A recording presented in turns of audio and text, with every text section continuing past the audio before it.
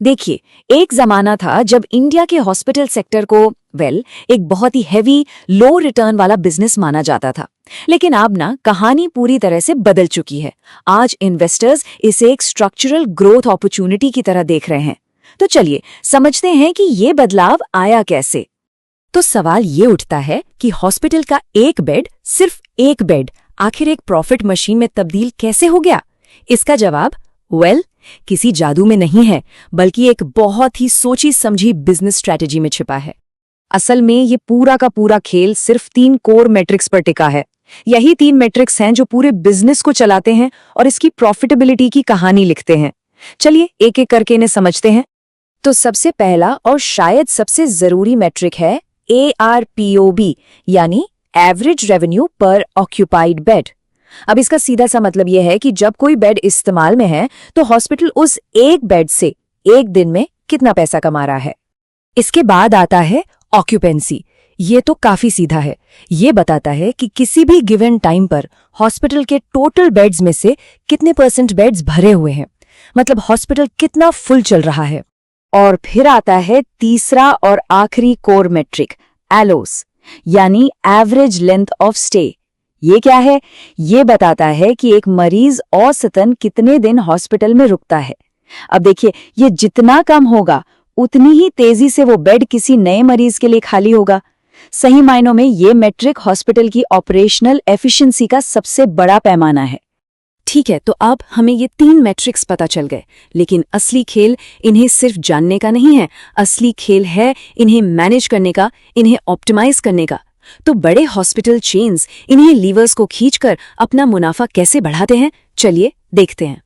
तो ARPO बढ़ाने के लिए 2 सबसे पावरफुल लेवर्स हैं। पहला, हाई वैल्यू स्पेशलिटीज पर फोकस करना, जैसे कि ऑन्कोलॉजी, कार्डियक केयर, जहां महंगे प्रोसीजर्स और टेक्नोलॉजी का इस्तेमाल होता है। और दूसरा, प्रीमियम रूम्स का शेयर बढ़ाना। जरा सोचिए, एक प्राइवेट रूम का किराया जनरल वार्ड से कहीं ज्यादा होता है ना। इससे सीधे सीधे हर बेड से होने वाली कमाई बढ़ जाती है। तो ये सिर्फ दाम बढ़ाना नहीं है, ये स्मार्ट तरीके से रेवेन्यू की क्वालिटी सुधारना है। इसका एक जबरदस्त उदाहरण है max health care.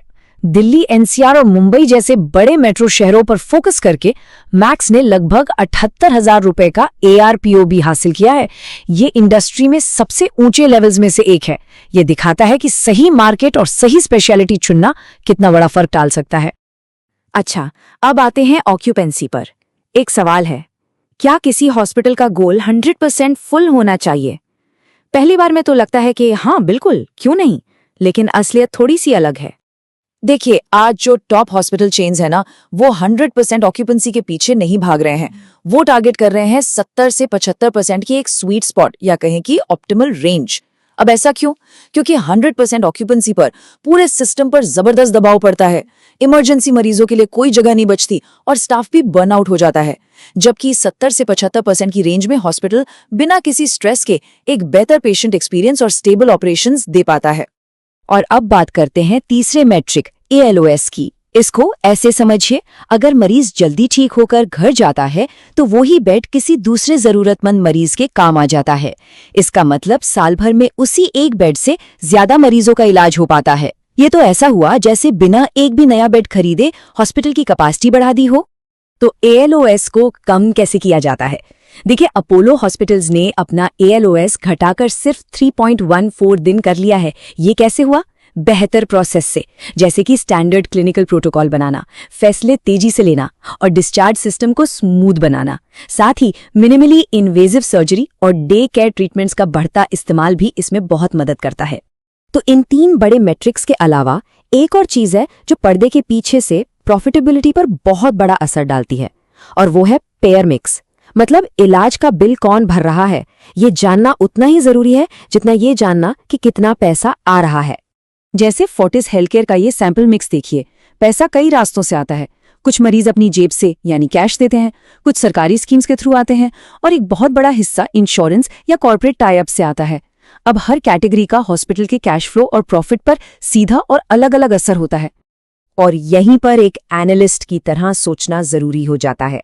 Fortis healthcare के CFO विवेक गोयल खुद कहते हैं कि सरकारी स्कीम्स में पेमेंट का कोई भरोसा नहीं होता और रीइंबर्समेंट में अक्सर बहुत देरी होती है। ये हॉस्पिटल्स के लिए एक बड़ी कैश फ्लो की प्रॉब्लम खड़ी कर देता है। तो स्मार्ट स्ट्रैटेजी क्या है? स्ट्रैटेजी ये है कि वॉल्यूम के लिए सरकारी योजनाओं पर डिपेंडेंसी को कंट्रोल में रखा जाए और फोकस उन सेल्फ पे और इंटरनेशनल पेशेंट्स पर बढ़ाया जाए जो हाई मार्जिन देते हैं और जिनका पेमेंट तुरंत मिल जाता है। इससे एक मजबूत और भरोसेमंद कैश फ्लो बना रहता है। चलिए अब जरा जूम आउट करके बड़ी पिक्चर देखते हैं। ये जो सारे ऑपरेशनल सुधार हो रहे हैं, ये उन बहुत बड़ी लंबी अवधि की मैक्रो इकोनॉमिक ताकतों के ऊपर हो रहे हैं जो पूरे सेक्टर के लिए डिमांड की गारंटी देती हैं। पहला आंकड़ा देखिए, इंडिया अपनी जीडीपी का सिर्फ 3% हेल्थ केयर पर खर्च करता है। अब इसे कंपेयर कीजिए डेवलप्ड देशों से जो 10 से 12% खर्च करते हैं और अमेरिका जो 19% खर्च करता है। ये आंकड़ा साफ साफ दिखाता है कि इंडिया में हेल्थ केयर सेक्टर के ग्रोथ की कितनी बड़ी गुंजाइश है।